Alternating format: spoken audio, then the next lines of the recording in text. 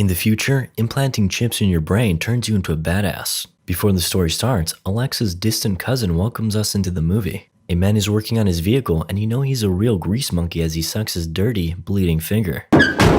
He finishes repairs and... I love you. Just alpha male things. This absolute Chad of a man is Gray Trace. Or as I know him, knockoff Tom Hardy. As he steps outside, this futuristic car pulls up. Inside the car is his girl, doing business girl things. Hi, Handley.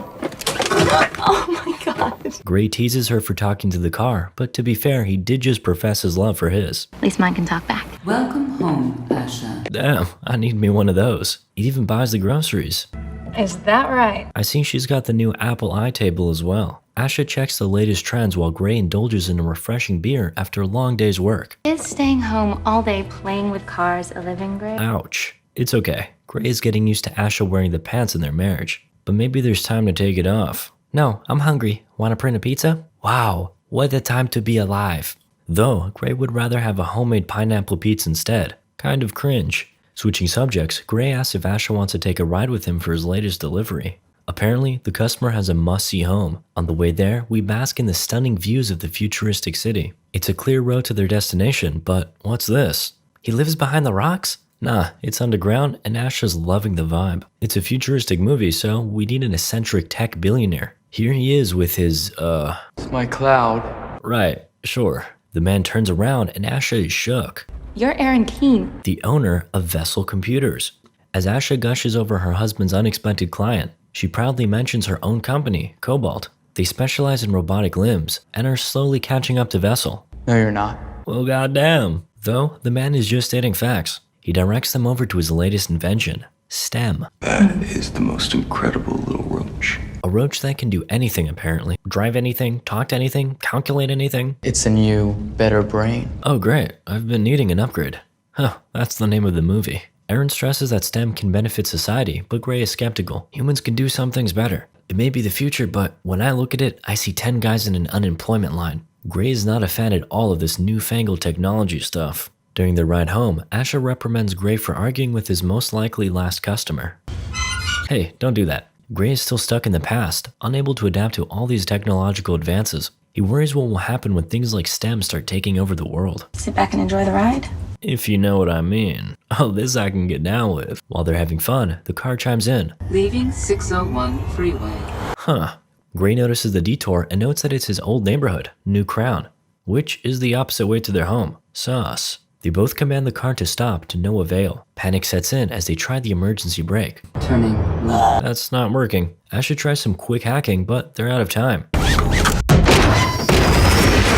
Despite the advances in technology, slums still exist. Typical. The car contacts emergency services while another car drives up behind them. 4 men mask up, exit the vehicle, and take the couple out. A police drone hovers over and records the encounter. Held at gunpoint, Gray surrenders everything he has. Wait, not her, man. Gray's knocked down while the creep provokes Asha before. Gray jumps to help but gets pinned down. Till death do us part. He's left immobilized and can only watch as the love of his life dies due to death. A while later, the police arrive late. Some things just don't change. Gray gets released from the hospital after 3 months. His home is fitted with robotic arms and other gadgets to help him throughout his life as a quadriplegic. His mother, Pamela, has access to them as well. By the looks of it, Gray shouldn't be left alone. With his spine crushed and his heart shattered, I'm not sure how much longer he can last. One day, it all sets in and he finally breaks. We cut to a police station where Detective Cortez meets with Gray and his mom. Naturally, he demands answers. Unfortunately, they've yet to identify the suspects. The detective only has leads, but Gray finds it unacceptable how with all these drones flying around scanning everyone and everything, there's still nothing to show for it. She offers her sympathies, but this only aggravates Gray. She has her list of people and offers to work together. How can I work with you? I can't even stand. That is a good point. The day ends and Gray is back home. At least now he's willingly using the robotic arms for his medicine. Problem. Again. Except I don't think you're supposed to do all that. Fortunately, a safety mechanism prevents a fatal dose. Gray passes out as an ambulance is called. Later, he's back in the hospital and an unexpected visitor arrives. His former customer, Aaron Musk. It must be frustrating given how much you liked using your hands. Wait a minute. Is that today's sponsor, Raycon? Just kidding. We ain't got that drip yet. Anyway, this genius tech-savvy man may be emotionally and socially challenged, but he's here to help. Sort of. He offers a solution to Gray's condition. The line connecting your brain to your limbs has been cut. STEM would bridge that gap. Aaron wants to keep it secret, so the operation will be done in his house. Yeah, we can trust this guy. Gray counters. I'm not looking to restart my life. I'm looking for the off switch. Poetic. Aaron tries to persuade him. Computers may not be able to do everything. They can't bring her back, but they can bring you back. What would she want? Ah, appealing to the inner simp, are we? We're brought back to Aaron's place, and Gray's operation goes through flawlessly. When your doctors are aided with tech upgrades, you can be sure it'll be perfect. Aaron's voiceover gives advice on the procedure's effects. It will feel strange initially, and the brain has to slowly adjust to Sam's presence. After the operation, Gray's senses are tested. The doctor posits that it'll take a while to take effect.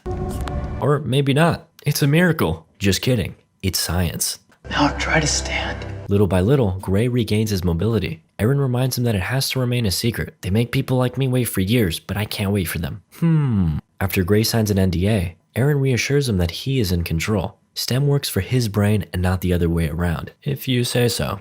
Gray arrives home and shuts down the annoying home AI. He peeks at the detective's package for him, transcripts, evidence findings, autopsy reports. I'm not a lawyer, but I doubt this is legal. His movements look robotic, but any movement is better than nothing. Right, Gray? Hello? Oh, never mind. It's... STEM, the system operating your body for you. Gray is shocked and thinks he's gone crazy. STEM notes that while he may have PTSD, he's definitely not crazy. We learn that STEM has been chilling in the background until now, observing. Gray is disturbed and orders it to stop talking. Though, his curiosity is piqued, so he starts chatting up the robot inside his head again.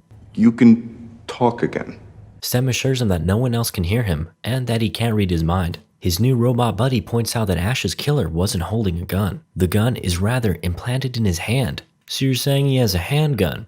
I'm sorry. Gray listens to STEM's directions and pauses. STEM noticed that the guy who stole Ash's purse has a marking on his wrist, but the quality is blurry. However, STEM can recreate the image, with Gray's permission, of course. This feels very weird. Thank you, STEM. Very cool. I've seen this. It's a military tattoo. STEM can do you one better. Cirque Brantner, Marine Corps, 098422. Well, I'll be damned. Gray is elated and wants to call the detective immediately. Now, let's not forget that STEM needs to be kept a secret, boy.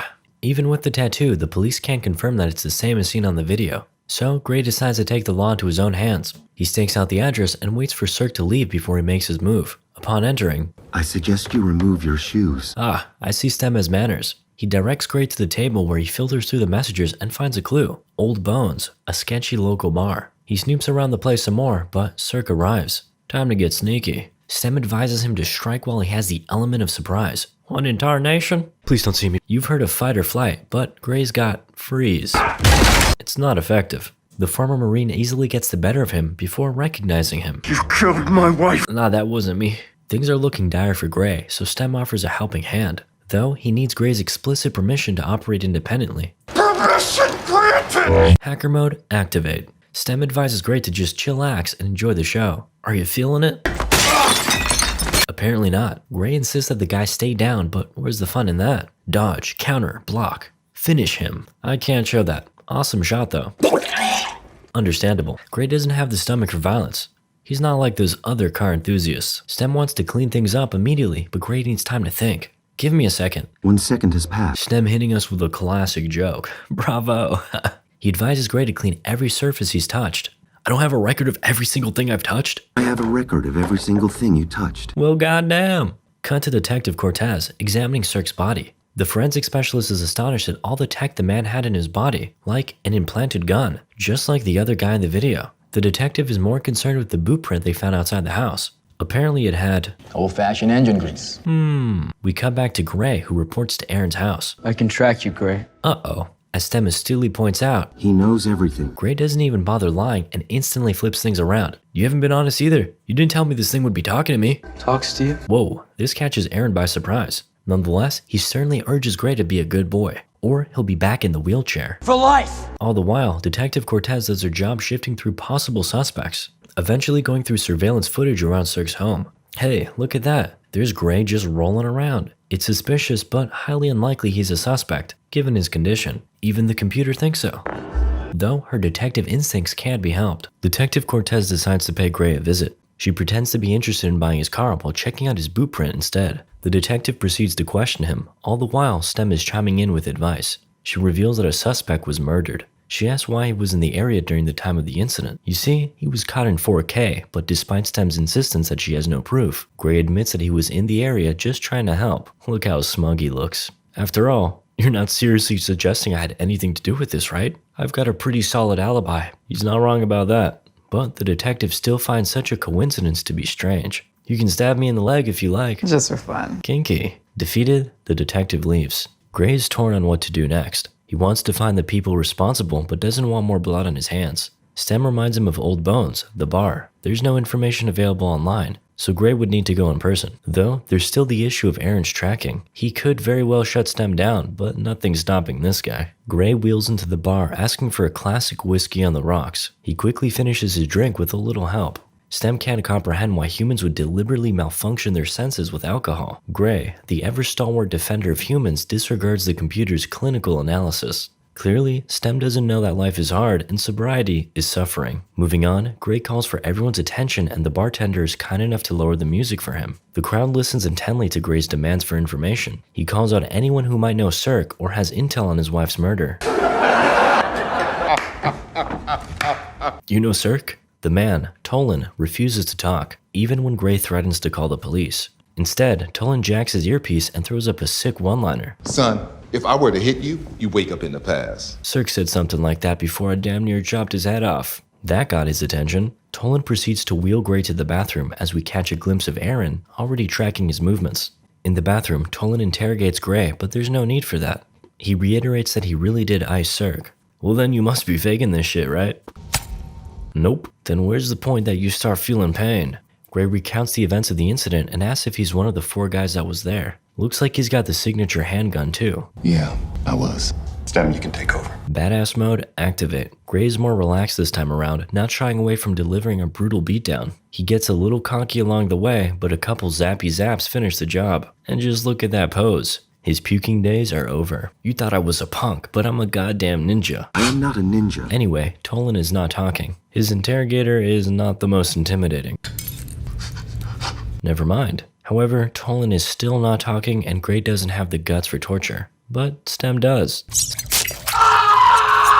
My mama taught me never to pick on disabled people. Suddenly, Tolan is much more talkative. We learn that what happened to him and Asha was a job from a man named Fisk. Who's Fisk? Unfortunately, Tolan draws his last breath. Stem was a little too effective with that knife. Gray's understandably pissed, but Stem redeems himself by pointing out another clue. Looks like Cobalt, Ash's company, manufactured their implants. Just as they're getting somewhere, Stem alerts Gray that Aaron is already in the process of shutting him down. Time is running out, and they need a hacker fast. Okay, let me look in my little black book of hackers. Worry not, Gray. Stem has at least a 300 IQ, so he already found a hacker named Jamie, well before they even left the house. Now all Gray needs is some cash and to head for this hacker's apartment. He follows Stem's instructions, taking a gun and a pen. He'll need to write some things down. Gray rolls out and tells the bartender that the drinks are on Tolan. He's surprised, so he checks the bloody display in the bathroom. I'm gonna need a phone and a mop. Gray needs to hurry, so he dashes for it. Faker. Wait a damn minute.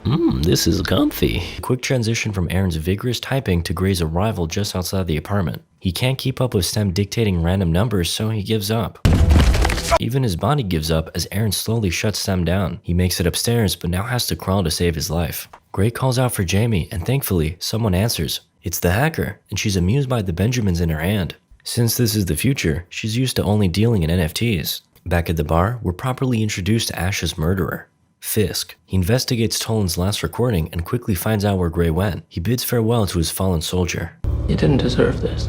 Arguable. After, Fisk confronts the bartender for not doing anything to save Tolan. But that's not exactly the bartender's job, so... Just leave. They stand their ground, then Fisk inches closer. Ah shit, what variant is this one gonna be called? Fisk's superiority complex kicks in as he looks down on the dying old man. We cut to Jamie dragging Gray inside to get plugged in. Time to get Stem's input guards removed. Jamie can't read whatever Gray has written on his arm, but she's skilled and knowledgeable enough to get the job done anyway. Gray takes interest in the goofballs flailing around in the background. They're in the metaverse, spending days, even weeks there. Looks like they're even getting gamer fuel pumped straight into their veins. Gray doesn't understand why anyone would choose to live in a fake world, so Jamie enlightens him. The fake world is a lot less painful than the real one. Oh, right. Fisk is getting closer and Gray senses danger. He tells Jamie that he's in a hurry. The hacker tells him that that's not her real name. I don't have a name. Please don't ask my gender. Understandable. Have a nice day. Can we just hurry this up, bro? You're the one wasting time putting me in a binary box. Oh no, not like this. Anyway, Fisk is caught peeking through the camera, but no one notices. The hacker is amazed by STEM's system, but Gray's only concern is the hack's completion. Jamie may very well be a genius as they manage to crack STEM's system and remove the input cards. Unfortunately, now Gray has to wait for STEM's system to reboot, which might take a while, for no reason other than suspense. Excuse me.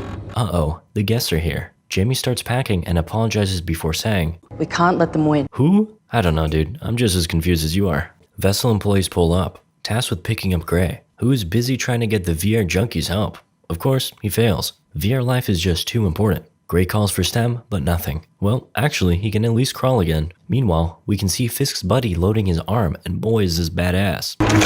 Suddenly, Gray hallucinates while on the ground, but it ends as Fisk's buddy starts busting the door down. Once he's in, he's got his priorities straight. Wake up! Rude. Anyway, Fisk walks up on Gray before STEM makes a much welcome return.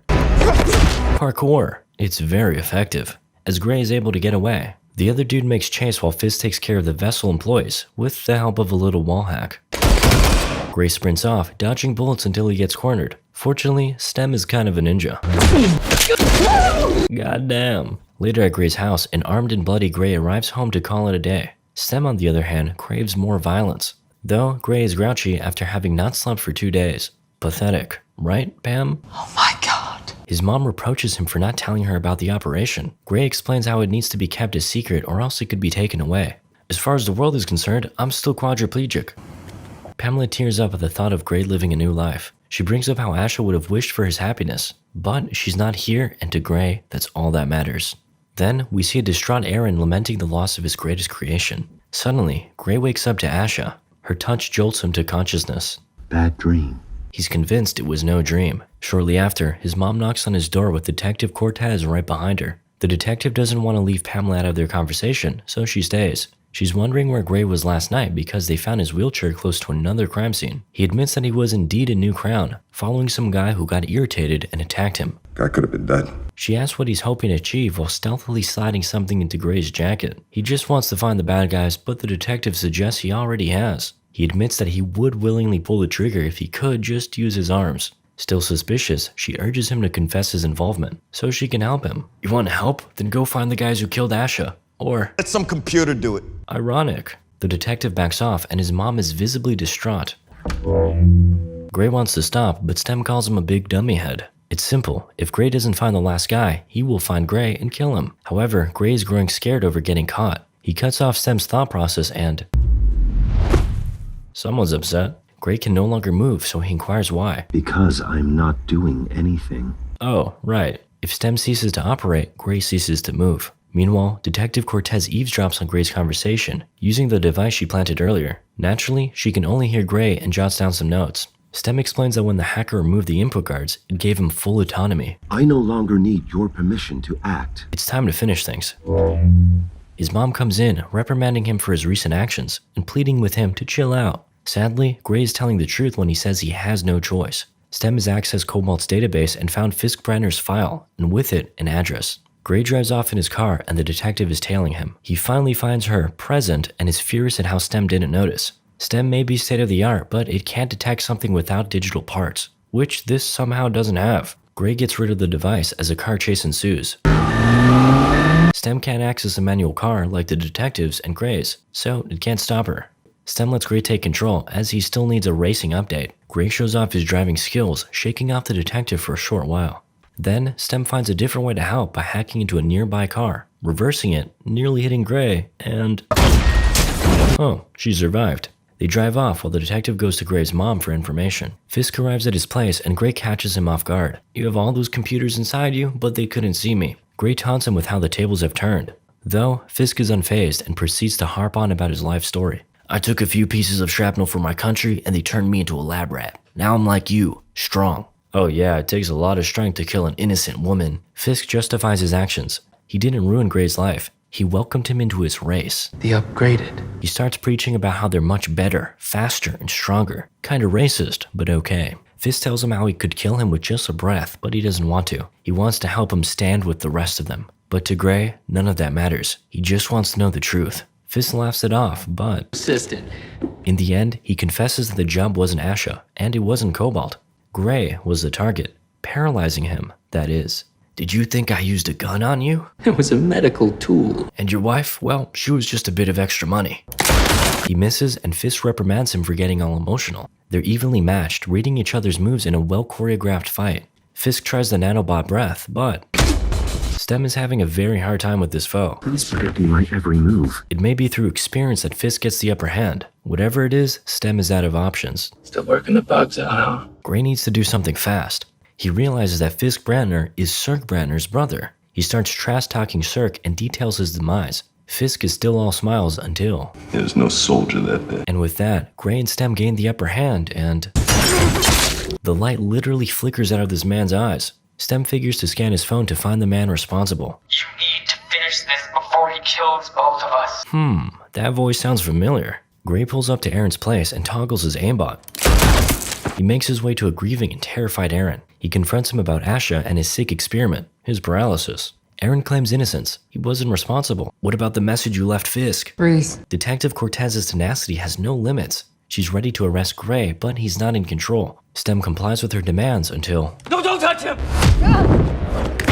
Stem forces Gray into choking her, but he fights back. Gray succeeds, but Stem warns him that fighting for control will break his fragile human mind. That was only a minor nuisance for Stem, so he pushes on and pins the detective. Use the taser. It shockingly works. I'm sorry. With Gray immobilized, Aaron tells them the entire truth. He lost control of his company for years now. He answers to someone much smarter than him. He's in your neck. Stem is running the show, and he planned everything. Stem wanted to be human and chose Gray. Aaron elaborates on Stem's plan to murder him, the only man capable of creating another Stem. I did pick you. You should be honored. Gray was the perfect specimen. No implants, no upgrades, simply human. Gray is devastated over Stem's confession. The thing that brought new meaning to his life was the one that destroyed it in the first place. Why did you help me hunt those guys down? Stem was simply cleaning up loose ends. Then, Aaron gets distracted by Stem talking through the speakers before one person left. No! Gray puts up a last-ditch effort. You're not in control. I am! Gray appears to have woken up in a hospital. He calls out to Stem, but is instead greeted by... Hey. Whether or not he knows it's a lie, we come back to the detective begging Gray to take control. Gray's not here anymore. He's stuck in the metaverse. A fake world is a lot less painful than a real one. Gray broke his mind, and now Stem is in full control. Goodbye, detective. Stem tests out his body and tastes blood while Gray enjoys his new, or rather, original life. Moral of the story? Mark Zuckerberg.